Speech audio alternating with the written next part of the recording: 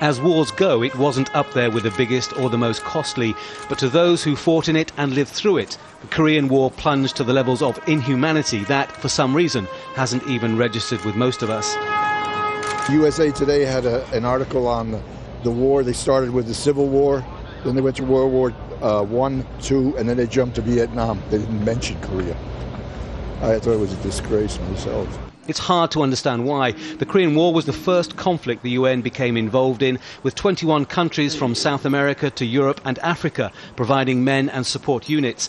It was a fight that indirectly pitted the US against Stalin's Russia and brought in China on the side of North Korea. That was the way Harry Truman viewed the war. This is the Stalin's attempt to,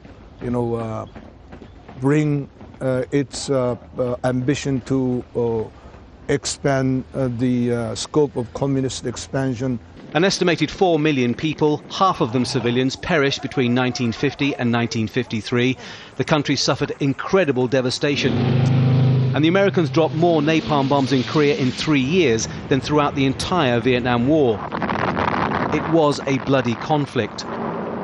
Here at Baek Ma was one of the bloodiest confrontations of the Korean War. It was known as the Battle of White Horse Hill, which is that hill just behind me there.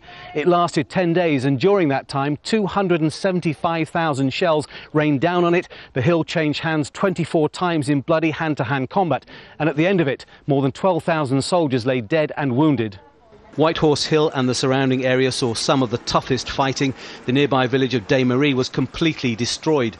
Lee Ju Chang is 84 and was a cook and a stretcher bearer 60 years ago, and he still remembers clearly what happened.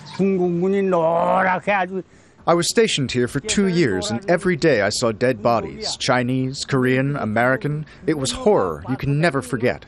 China lost almost 1 million men in the conflict, South Korea over 600,000. Initially, it looked like North Korea was going to win. 80% of Chiang Kai-lak's division of 10,000 men was wiped out in the early stages of the fighting.